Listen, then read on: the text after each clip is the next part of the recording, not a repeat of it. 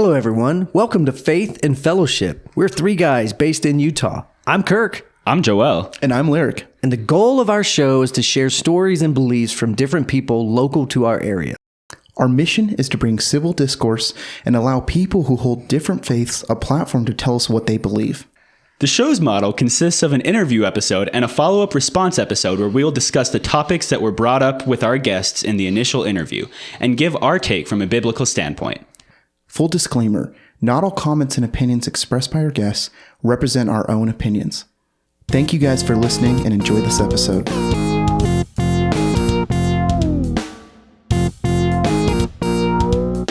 that means we are good to go.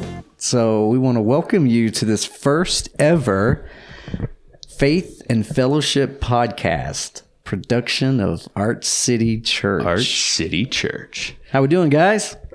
Good. I guess we're going to start with introductions, and I'm going to be the guy behind the curtain for the most part, like just spitting wisdom when wisdom needs to be spitting. I don't know how I feel about that. Okay. I don't know if behind the curtain's the best analogy. Well, since nobody can see us. So what do we have? Let's do introductions. So I am Pastor Kirk Scholl, pastor Art City Church, and so someone's not silencing their cell phone. Silence their phone. So come on, Lyric. I mean, I'm not going to say any names, but it didn't take very long for us to have our first. Saying no name. No. But so I pastor Art City Church. Art City Church was started about 5 years ago. Actually, over 5 years ago now in February. And so we are here in Springville, Utah, and we are just enjoying life in Utah and trying to reach people with the message of the gospel of Jesus Christ. Enjoying dry weather, allergies, and apparently crickets swarming. Crickets. All around. Crickets. Just found out about the crickets, didn't know anything about that, and we've been here almost 9 years and we haven't had the crickets yet. So is it like a 10-year type of thing that happens, or like a decade? Is it? The mirror, I don't know. Well, I feel like I was seeing articles probably like 5 years ago talking about the crickets swarming again. So maybe they're just making their way back. I don't see the issue. Extra protein, I think. Kirk would agree with me on that. No, I wouldn't. Maybe save on your meat cost. We'll get to our guest in the studio in just a minute, but he may very well agree with you on that. But so the video, we had a video that Lyric showed us of these crickets that were in Nevada. What was it, Wendover? Was it Wendover? Elko. Yeah. Okay. And I guess it's time for these crickets to come, and they're going to come to Utah too. Is that what's going to happen? I guess. So a little bit of context for everybody listening with the whole cricket story. If you're not from Utah, you probably haven't heard this. It's not like a widespread thing. But Utah was founded by LDS pioneers leaving the Midwest and the South and coming to Utah. When they first came here, they grew crops and had a huge issue with crickets causing a famine, eating the crops. And what's going on? You're just tapping the table. Oh. So you've already got two no-nos already that you've done that we've said not to do. Phone and the tapping. This is going to be the great start to a show. And you haven't even introduced, so nobody knows who you are. That's true. To finish up the cricket story, crickets ate a lot of crops. A lot of people went hungry. California seagulls came in, ate all the crickets. Miracle. Boom. And that's a documented story, like testimony. I believe so. Okay, we're gonna have to find the documentation on it. I mean, we don't have to do it now, but like, right. But we should definitely look it up. Yep, there's no number 4, so he moved the mic and popped it. So this is Lyric Cannon. He's already moved the mic, popped it. And he won't be host on the show after this episode. No, we're not. He may not be back on the show after this episode. The fact I somewhat showed up on time to the show today is... That is true. It's a shocker. It was like 3 minutes. Miracle in his... I was going to say that's our Utah miracle today. That is. Okay. So we've got Lyric Cannon. Let's go ahead. Next, we have... I'm Joel, and I am host on this show, and Lyric and Kirk are my sidekicks. He's also a V-neck model. He forgot to mention that part.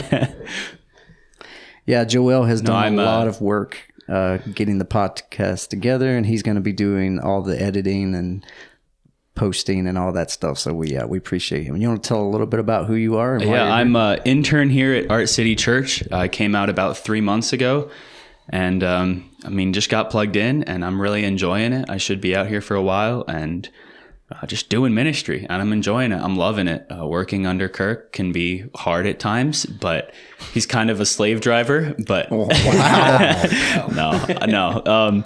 It's honestly been a blast, and just feels like where God wants me right now. So I'm just really happy. Just to be wait here. till I have to have the job of cleaning up all the dead crickets that we got to kill. Oh yeah, ministry at its finest. Put them in the crock pot and get in the marination ready. Oh, I've had crickets before. They're not bad. They're really good. I mean, not really good, but it's like everyone thinks it'd be disgusting, but it's really good.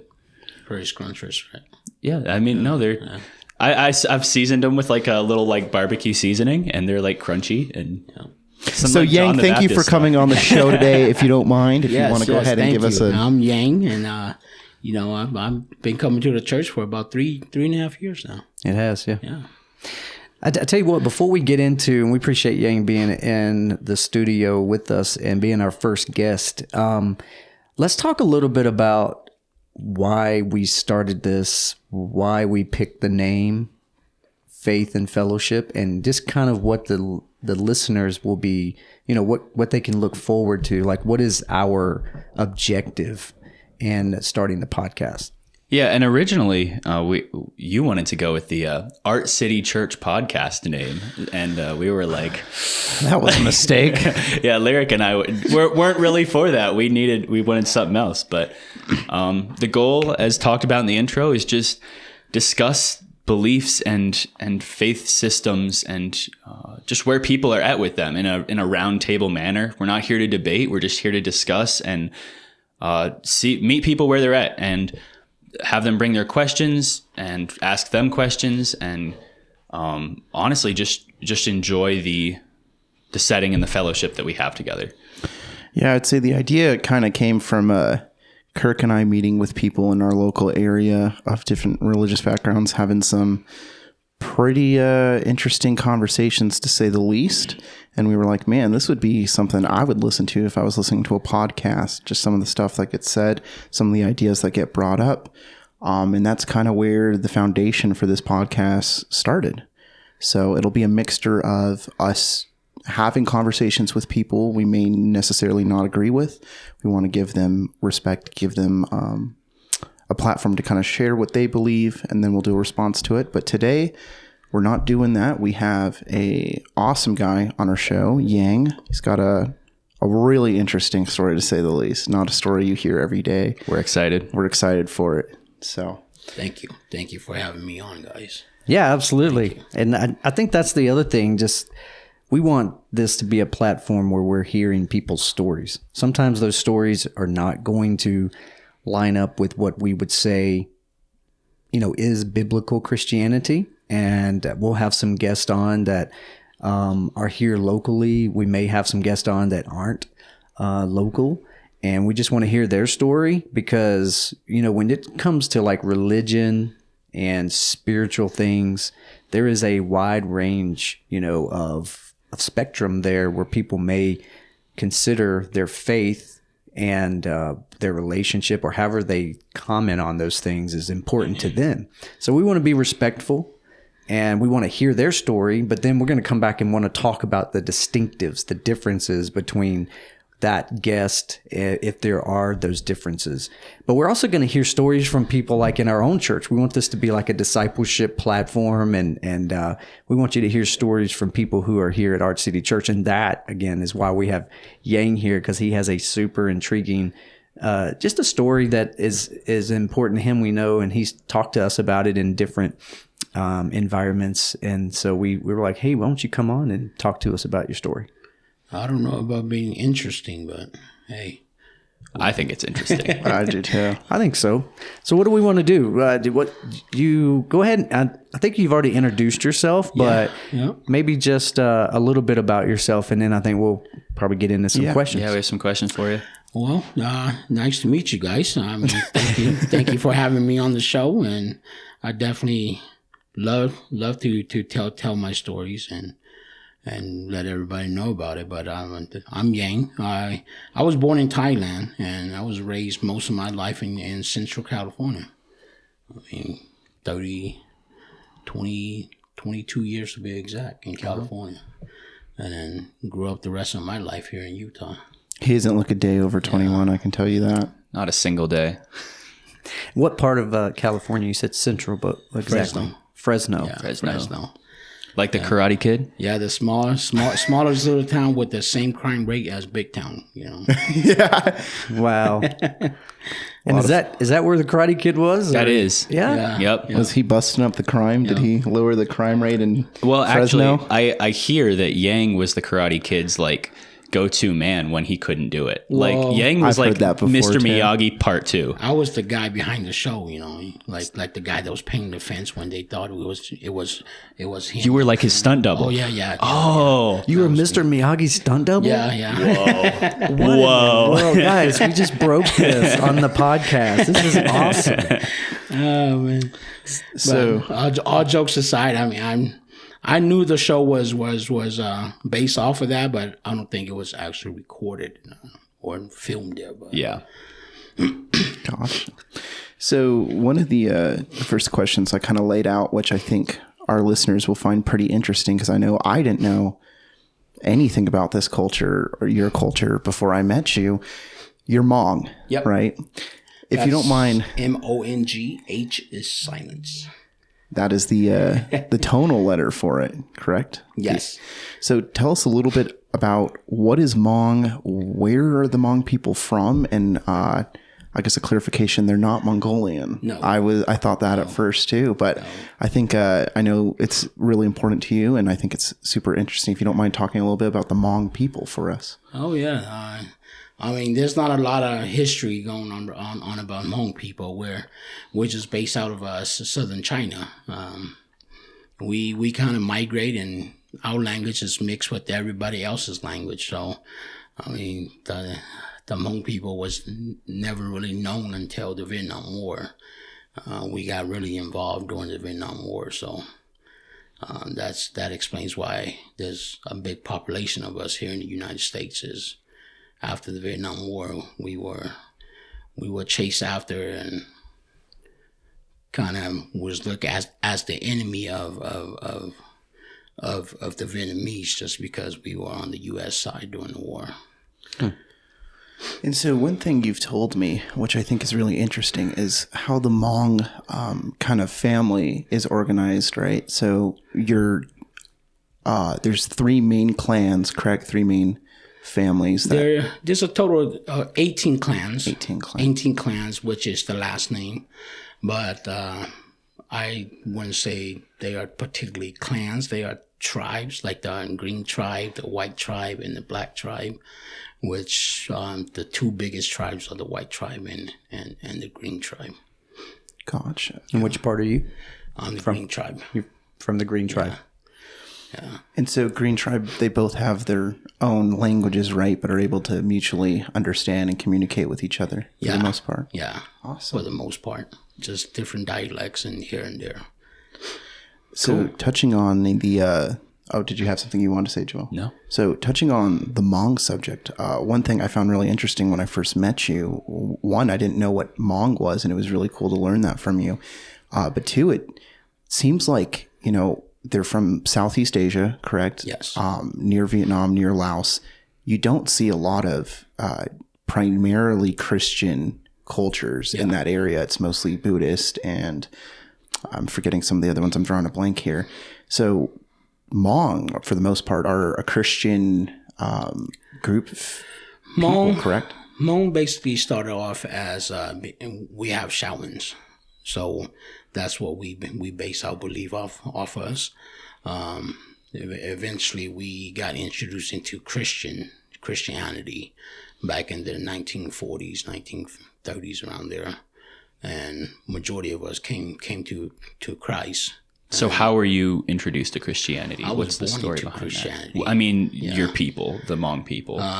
It was through a Catholic priest that came to Laos and ministered.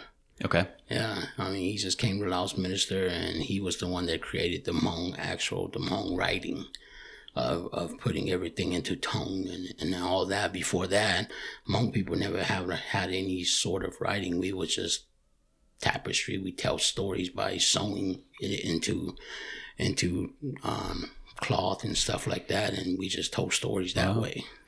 So that's intriguing. So do you know when that year was when the Catholic, because we would consider this Catholic minister a missionary. So coming, I'm just intrigued to like, do you know details or anywhere we could find like details, or you could tell us about where he came from? What year did he come? Not quite sure what year he came. I mean, I was just told through family, through my grandpa, because he was the first one that brought the whole family to Christianity. So he was just telling me about how he came to Christ and stuff like that. But that was back when I was a little kid, so I'm not for sure what the year. And us Hmong, we don't really have a year system, a year date. We go by, oh, you were born during the sheep hour, or the year of the dragon, or the year of the snake, and stuff like that. So we don't really know what time frame is. Yeah. If you don't mind me asking, what was you were born of? I was born the year of the horse. Horse. And the hour of the sheep. All right. Really? That is crazy. Cool. I mean, there's so many things that, because we're in America, this is our culture, that we really have a hard time understanding other cultures. Yeah.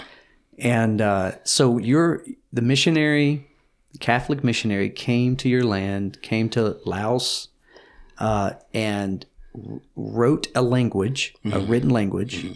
Then I guess the question then would be, was he influential, or was there other people influential? And then with that written language, translating the original Bible, the Greek and Hebrew, to that language. Do you have a Bible in your language? I do. I do have a Bible in my language. I mean, definitely, I would say he was literally influential. I mean, definitely because of him, we have the form of writing that we still use nowadays.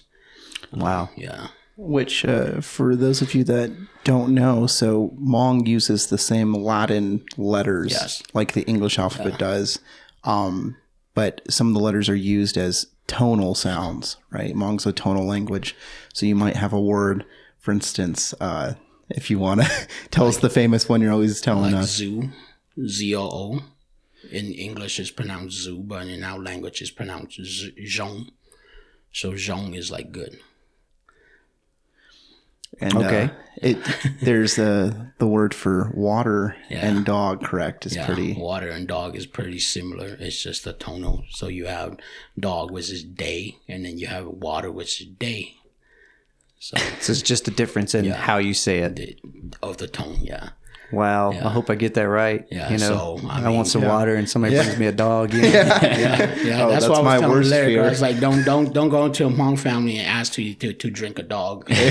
Oh, no. When your kids are talking about what they want for Christmas, and they say what they want, you get them a glass of water. Yeah. So one of the things that I think would show the difference in culture too, that I think would be a pretty cool story is, so a lot of your family moved to California, and then a lot of your family moved here, and then we had COVID. Yeah. And COVID hit your family pretty hard. Yeah. Yeah. One of the people that you lost during COVID was your mother. Yeah. And I mean, you want to talk a little bit about that? I want a story. I think there's a story that I think talks about the culture and that I experienced because I had the opportunity asked by you to participate in her funeral. Yeah. And but a couple things. One, I just remember going to the funeral and having a funeral. The funeral was at a funeral home, and it was packed full of your family, all Hmong. Yeah. Just about everybody could speak English. Yeah. But Hmong was being spoken. Yeah. And then, so I didn't have to have a translator, but I remember sitting down and having just a couple things when it comes to the culture. Two things. One, your uncle was your uncle. Mm-hmm. he got up and he charged the family. Yeah. He like gave a charge to the family. Yeah. Because he would be like at that point, the patriarchal type of person. Yeah. Talk a little bit about like, what was that? Well, that was just, especially with the family, how if your mom and dad pass away, your uncle is the one that kind of, that's him giving a lecture to us to be good, since now we don't have parents and we are now orphans, and we have to be good and live a good life and just, I mean, just be good so everybody around us can see and so we can leave a legacy that our parents taught us well. Yeah. So the uncle just got up there and just gave us that little speech or that little lecture of making sure we remember, even though your parents are gone, you can't forget what your parents have taught you. And you can't just live life the way you want to live, because you still have people watching you, and you don't want people to talk bad about your parents the way they raised you. Two things I remember about that. It was completely in Hmong. Yeah. So I'm sitting down with my phone and I'm literally going to Google Translate and trying to say, okay, can I pick up any of this? Because it went on for like 20 some minutes. Yeah, about 35 minutes. Yeah, it was like 20 to 30 minutes. He spoke in Hmong, charging the whole, congregation that was there to celebrate the life of Yeng's mom. Yeah. And then the second thing was, what was unique? We did the funeral at the funeral home, then we went to the gravesite. Yeah. And you guys were very specific about how your mother was going to be laid. Yes. Can you talk a little bit about what that was and why that was? Yeah. In our culture, we want to always have the deceased, their face facing away from the sun, just because you don't want the sun to be glaring on their face it's kind of like a bad omen coming back to the kids or your descendants and stuff like that. So we kind of look at how the mountain range runs and how the creeks and everything runs, and we want to lay our elders down according to how everything runs there, just so it brings good blessing back to the to generations of the descendants. Interesting. Yeah. So one of the things that you mentioned was that the Hmong people were not very well known until the Vietnam War and their participation in that. I believe it was your grandfather had some participation in that particularly. And if you could just talk a little bit about like what the Hmong people, what they did in the Vietnam War and how that. Oh yeah. I mean, it's like I joke around with all my friends. The Hmong people, we're more of a mountain people. We like to farm and live in the mountains. Okay. So when the U.S. came, the first thing we heard was, "Hey, your freedom's going to be taken away if you don't join us," and we just jump into the ship because we heard freedom. And we always joke with the Hmong. For us, to be Hmong is to be free, and we just, I mean, you can still see it nowadays. I mean, we like to have our freedom. As far as like me personally, I like to have my land and my freedom. I joke around with everybody. As for everybody that don't know, I'm be moving to Georgia, and we're gonna miss him. It's a sad thing. We don't want to talk too much about. Which we're all avoiding it. We're praying God will keep you here. Yeah, which I definitely joke about it. I was like, you know what? The reason why I'm moving to Georgia is because I want to get more land, because I want to have that freedom. And so we have that I would say we have that installed in our DNA that we just like to be free, So during the Vietnam War, that was the biggest driver why the Hmong people got involved in the war, was because, hey, if you guys don't join us, you guys are going to be oppressed, your land's going to be taken away, and you guys won't have the freedom. And we joined the war. So just a quick question, I guess, from my understanding. So the Hmong during the Vietnam War, right, are centralized in southern Vietnam? Is that where most of the Hmong people were living? We were centralized in the northern Laos. So where my family's from, we were centralized in northern Laos. There are Hmongs in northern Vietnam. There's more Hmong in northern Vietnam than there is in southern Vietnam. And same thing in Laos. There's right now Hmongs are everywhere, Thailand, Laos, but during that time we were centralized more during the more in the upper north of Laos, just because it's more mountainous area up there. And I guess from what I was told, since we migrated down from south from southern China, northern Laos was closer to southern China, so we kind of just stayed up there, closer up there. And one story that comes to mind is I remember I was at your house. You and I are having dinner, and we're watching a documentary on the Hmong people's role in the Vietnam War. And so you have the Hmong people who are like contracted, right, by the CIA, by America to pretty much fight the entire Vietnamese army like on their own, it seems. Were supplied the weapons, weren't really helped in any other way, and were beating the northern Vietnamese really badly for such a small group of people. And I remember we're watching this documentary, and there'll be like someone who comes on, was interviewed, and you're like, that guy's my relative, like, or I've met that guy, and I was like, that is so cool. Yeah. So it was a very interesting documentary. Yeah. Joel was there too. Did it come on? Was it intentional that you showed that to them? Yeah, we put it on YouTube. Yeah. Okay, so we need to know that. I need to watch that. I need to know that. Yeah. Pass that link on. Yeah, sure. Yeah. It was on YouTube. I mean, if you guys go on YouTube and just search up Secret War in Laos, it'll pop up. I mean, it was definitely a secret war because during the Geneva Convention, U.S. couldn't get any other country involved, but U.S. knew that there was that little trail that the Northern Vietnamese was using to travel through Laos and down to southern Vietnam.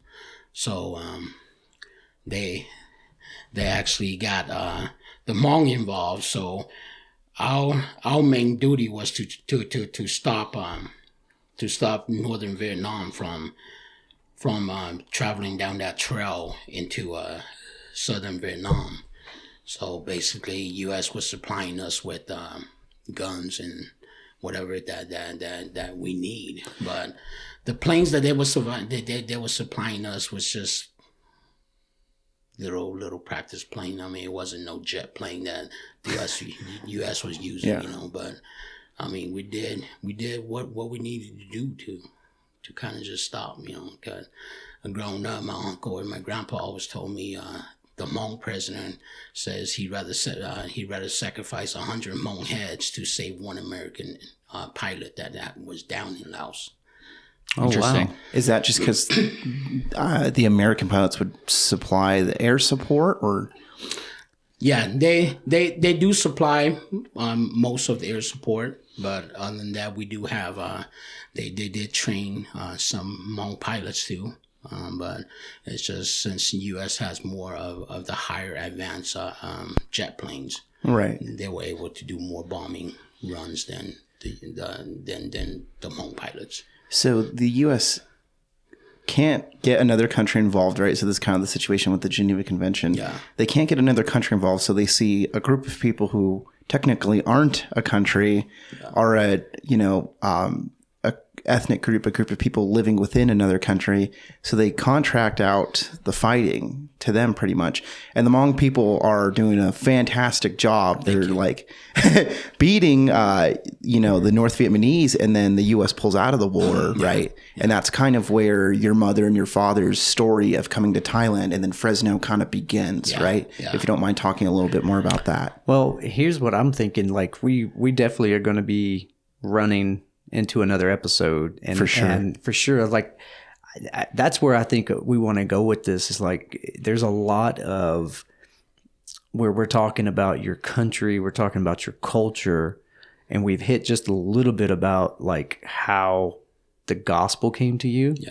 And so I think next episode when we want to have you like dive in a little deeper, not just about like what Lyric just talked about, like picking up the story, but also then like get more personal too. Like how does the gospel How did it come to you? I mean, I know in general how it came, but like a little bit more about your story, especially coming into like Fresno. Yeah. But think about this, guys. I think one of the I was sitting here just listening to all this. To me, one of the big things that hearing your story, Yeng, is it helps us clarify what we're here to do as the church. A lot of times I think we get lost in the fact that we're Americans and we start crossing Christianity with what it means to be an American. Those things get confused and sometimes they get combined. Yeah. And even what we're talking about here, I think it tells a bigger story, and it definitely talks about this issue, because America is going to do what America does when it comes to the government leaders. I mean, we could bring into a current day situation with like Ukraine and how America's supporting Ukraine and the war against Russia, and all that's going to happen. And we understand that in biblical terms is like Jesus said, there's going to be wars, government's going to do their thing. It's always been that way. And there's not necessarily, I'm not saying Christians don't play a part in that, because we live in a democracy, a republic. That's a whole nother podcast. We don't know anymore. But we still vote. Whatever. We try to elect officials that that are going to rule. But then you have this other side of your story, where here you have this Catholic missionary who comes into your country and liberates you spiritually, right? By giving you the gospel. And that's what the church is supposed to be doing, like building the kingdom of God, not building an earthly kingdom. Yeah. And sometimes those things can get mixed up, but I just feel like that's where we want to go with this, is like, we'll talk about how you coming out of that war, like Lyric just talked about, and then seeing you move to Fresno, and how has faith like really affected your life? Definitely. Yeah. And I agree. And I think we should jump into part 2 next week, and it'll be exciting. Definitely. Yeah. But yeah. So what we're gonna do at this time, we're gonna go ahead and sign off. And man, this is the first episode, guys. I mean, this is like exciting. Yeah, it's exciting. Coming right? out strong. First one under the belt. I mean, I don't know if you want to come strong. You made about 5 mistakes. At least. Always the one to cast the first stone over here, Mr. Pastor Kirk of Art City Church. Well, hey, and there's no one we'd rather have come on as a guest for our first episode than Yeng. Thank you. Yeng, we're super stoked that you're here. And make sure you tune in to our episode next week as we dive into a little bit more to what Yeng's faith means to him. We're super excited for it. Thank you, guys. See you guys next week. Yeah, see you next week. Goodbye. We're throwing that in. Hey everyone, welcome to Faith and Fellowship. We're 3 guys based in Utah. I'm Kirk. You were supposed We to talked go. about it. We're going to go in this order. No, I think this order. All right, fine. Fine. Okay, ready? All right. I think you guys need to check your ego at the door. It's the guy with the hair. Look, if you have it, flaunt it. Hey everyone, welcome to Faith and Fellowship. We're 3 guys based here in Utah. I'm Kirk. I'm Lyric.